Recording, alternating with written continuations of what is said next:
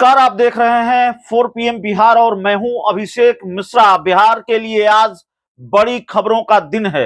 बिहार के लिए आज ब्रेकिंग न्यूज डे है। बिहार को लेकर आज कई बड़ी खबरें निकलकर सामने आ रही हैं। खबर दिल्ली से आ रही है। सबसे बड़ी खबर दिल्ली से आई। एनडीए में सीट शेयरिंग का फॉर्मूला तय हो गया है। कल एनडीए में सीट बंटवारे का ऐलान होने जा रहा है। बिहार की 40 लोकसभा सीटों पर फैसला हो गया है। चिराग पासवान के हिस्से क्या आएगा, पशुपति पारस के हिस्से क्या आया है, इन सारी चीजों पर फैसला हो गया है। बात का सिलसिला, मुलाकात का सिलसिला, मिठाई का सिलसिला, जश्न का, मातम का, सारी तस्वीरें दिल्ली से आ रही हैं। लेकिन खबरें सिर्फ दिल्ली से और तस्वीरें सिर्फ दिल्ली से नहीं आ रही हैं या आनी है। खबर पटना से भी आ गई है और पटना से भी अब कई तस्वीरें देखने को मिलेंगी। इस वक्त की जो बड़ी खबर है वो खबर यह है कि नीतीश मंत्रिमंडल का विस्तार कल होने जा रहा है। तारीख मुकर्रर कर दी गई है, 14 मार्च की तारीख, जब नीतीश मंत्रिमंडल का विस्तार भी होगा और कल ही एनडीए में सीटों का बंटवारा भी हो सकता है। कल 4 बजे के बारे में जानकारी है कि दिल्ली में एनडीए की प्रेस कॉन्फ्रेंस है और वहां बिहार की सीटों को लेकर फैसला हो जाएगा। बिहार एनडीए को लेकर फैसला हो जाएगा, किसके खाते में कितनी सीटें जा रही हैं, इसका आधिकारिक ऐलान हो जाएगा।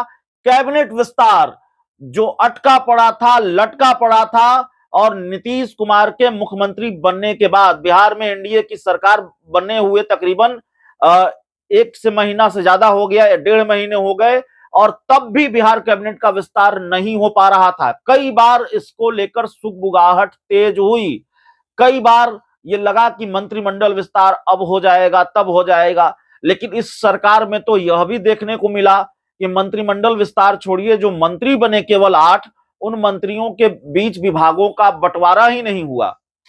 उन मंत्रियों को विभाग ही नहीं दिए गए। 4 दिन हो गए, 5 दिन हो गए और तब मंत्रियों के बीच विभागों का बंटवारा हुआ। यह कभी देखने को नहीं मिला था। तो विभागों का बंटवारा हुआ। फिर सवाल था कि मंत्रिमंडल विस्तार कब होगा। तो मंत्रिमंडल विस्तार की तारीख भी अब सामने आ गई है। कल यानी 14 मार्च को शाम में मंत्रिमंडल विस्तार होने जा रहा है। शाम 5 बजे नीतीश कैबिनेट का विस्तार होगा और महागठबंधन से नाता तोड़कर नीतीश कुमार ने भाजपा के साथ मिलकर सरकार बनाई थी। सरकार तो बन गई, लेकिन केवल 8 मंत्रियों ने शपथ ली और कई दिग्गज नेता जेडीयू के, बीजेपी के, वो शपथ नहीं ले पाए। सवाल था कि भाई इनका भी शपथ ग्रहण होगा कि नहीं होगा, इनको जगह क्यों नहीं मिली नीतीश मंत्रिमंडल में। तो सवाल कई हैं मंत्रिमंडल विस्तार को लेकर। जब खबर आ रही है तो अशोक चौधरी मंत्री बनेंगे कि जमुई से चुनाव लड़ेंगे।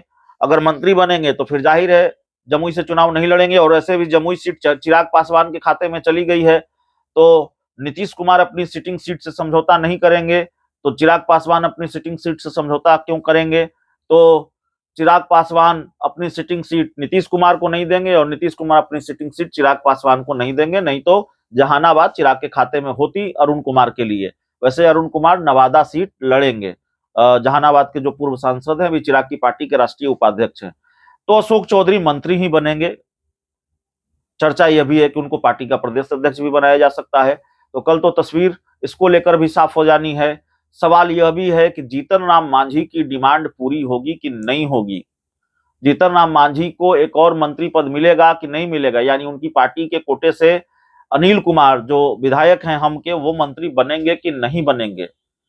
और सवाल यह भी है कि मुकेश सहनी का एडजस्टमेंट क्या उनको मंत्री बनाकर होगा या फिर वो लोकसभा चुनाव लड़ेंगे। क्या मुकेश सहनी की एंट्री नीतीश मंत्रिमंडल में होने जा रही है या वो लोकसभा चुनाव लड़ेंगे। बीजेपी लोकसभा का टिकट देकर उनको एडजस्ट करेगी या मंत्री बनाकर एडजस्ट करेगी, यह भी सवाल है।